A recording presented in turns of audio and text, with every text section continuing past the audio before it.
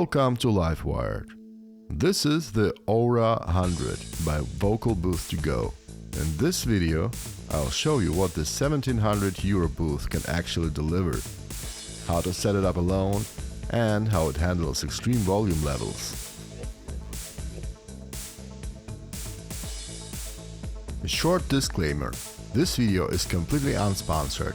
I bought the Aura 100 booth with my own money for my personal studio use. This review is not commissioned, paid for, or approved by VocalBoothToGo. All opinions and test results are entirely my own. Let's start with a quick look inside. Despite the compact 1x1 meter footprint, there is easily enough room for a microphone stand, a music stand, a power strip, and multiple cables, which run through a practical dedicated cable pass-through in the wall. Everything seals tightly using an included fabric acoustic seal.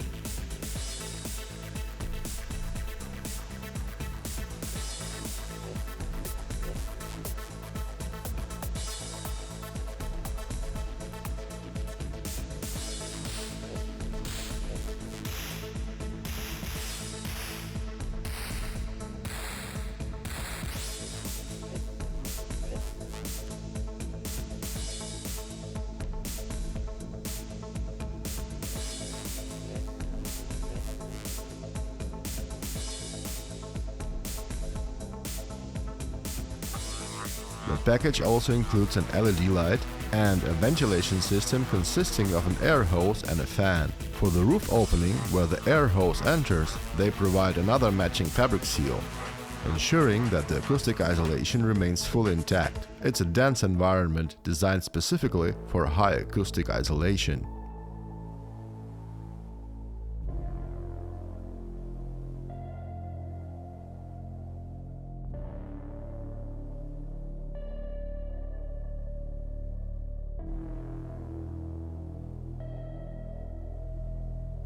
When it arrived, the booth was delivered in multiple boxes on a single shipping pallet. Everything was incredibly well packaged and absolutely nothing was damaged during transport. A few smaller hardware pieces were missing initially, but customer support responded incredibly fast and shipped them out immediately, with very quick delivery times. As you can see in this time-lapse, assembling the booth alone is entirely doable. I highly recommend following the included manual strictly to get the parts together in the correct order. Overall, the process wasn't very difficult. It took me less than 2 hours from start to finish, which even included measuring and cutting the custom anti-vibration mat to size. The only tricky part was tensioning the upper PET belts onto the roof structure, but I managed to get it done. Keep in mind that I am nearly 2 meters tall, which definitely gave me an advantage when mounting the higher frame elements. If you don't have the extra reach, I strongly recommend having 2 people for the assembly. But a booth is only useful if the workflow is efficient. Because the space inside is limited, I control my Cubase session, my RME UCX II and my Apollo Twin MK2 directly from an iPad inside the booth. Even the ventilation system is integrated into my smart home setup. I can toggle the airflow instantly via Siri or a smartphone shortcut to keep the air fresh between takes without leaving my position.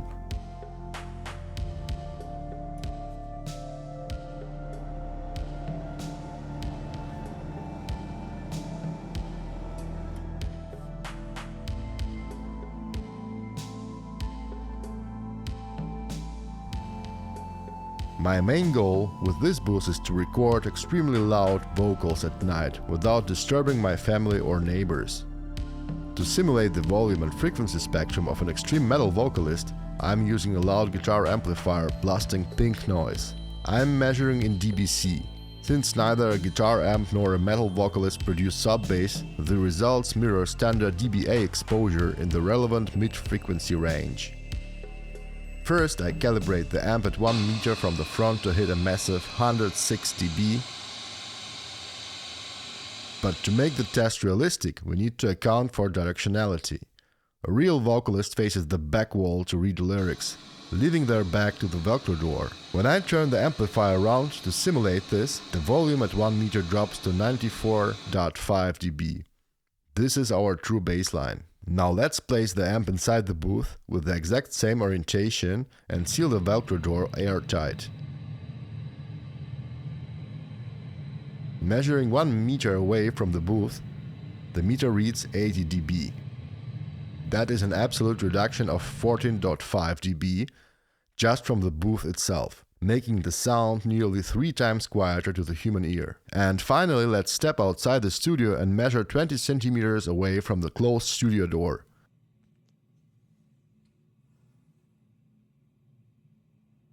The meter drops to a maximum of 55 dB. That is a massive total reduction of 39.5 dB from our baseline. In practical terms, the combined isolation makes the sound 16 times quieter outside the room. To put this number into context, when I scream or push my vocals to the absolute limit, I hit around 95 dB. With this setup, my vocals are suppressed down to roughly 52 dB outside the studio door. That is the volume of a normal quiet conversation. If you look at the manufacturer's spec sheet, they claim attenuation values of up to 40 or nearly 50 dB. Is that marketing BS?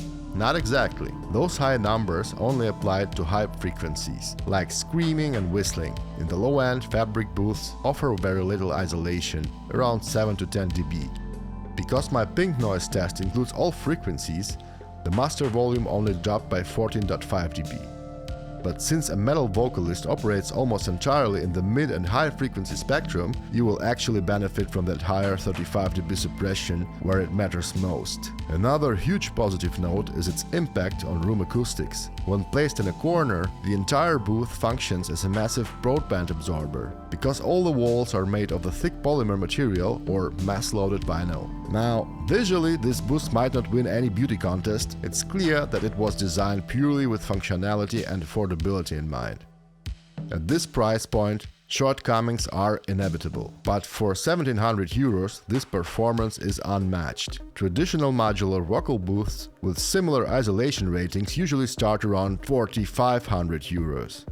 If your priority is stopping sound from escaping during late night sessions, the value here is clear. However, there are significant trade-offs you need to know about. First, the velcro door is tedious. You must ensure it is sealed perfectly airtight every single time. Quick entries or exits to grab forgotten gear are not an option. There is also no window, though that doesn't bother me personally. My concern is long-term durability. Because you constantly pull the door open and shut, the velcro attached to the bottom aluminum frame might peel off over time. Second, the physical dimensions require careful planning. It is marketed as 1 by 1 meter, but the exterior footprint is wider. Since you saw me cutting that anti-vibration washing machine mat earlier, remember that the standard sizes won't fit underneath it.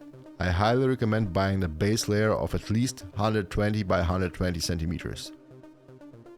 Finally, with a height of only 2 meters, it feels cramped. More importantly, your height forces the microphone into close proximity with the ceiling corners. This positioning naturally produces standing waves and unpleasant mud or bass buildup. Depending on your microphone choice, this can become a serious issue. You will need to experiment extensively with the mic placement to avoid this acoustic artifact. Despite the compromises, the Aura 100 remains the best choice in this price bracket. The Velcro door is an annoying bottleneck, and honestly, I would use the booth more frequently if the entry mechanism were more convenient. But given the portable design and the price, it gets the job done. I hope you found this video useful. Hit like and subscribe. Thanks for watching. Bye bye.